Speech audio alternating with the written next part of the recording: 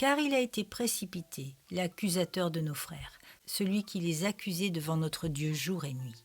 Ils l'ont vaincu à cause du sang de l'agneau et à cause de la parole de leur témoignage. Apocalypse chapitre 12 versets 10 et 11. Les compagnies d'assurance considèrent que les ecclésiastiques constituent une population qui leur coûte le moins cher en matière de risque matériel. Le ministère est pourtant la plus périlleuse des professions. Le diable déteste les pasteurs remplis de l'esprit. Il leur voue une haine dont l'intensité vient juste après celle qu'il éprouve pour Christ lui-même. La source de cette haine n'est pas difficile à découvrir. Un pasteur qui imite Christ gêne constamment le diable. Il menace sa domination, il réfute ses meilleurs arguments et lui rappelle en permanence sa défaite prochaine.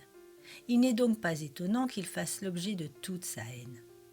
Satan sait que la chute d'un prophète de Dieu constitue une victoire stratégique pour lui. C'est pourquoi il ne prend de repos ni jour ni nuit, mettant au point des pièges sournois et des traquenards pour son ministère.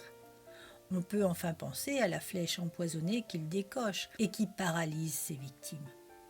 Je pense en effet que Satan a peu d'intérêt à tuer froidement le prédicateur. Un pasteur inefficace et à moitié vivant sert mieux à la cause de l'enfer qu'un homme fidèle mort.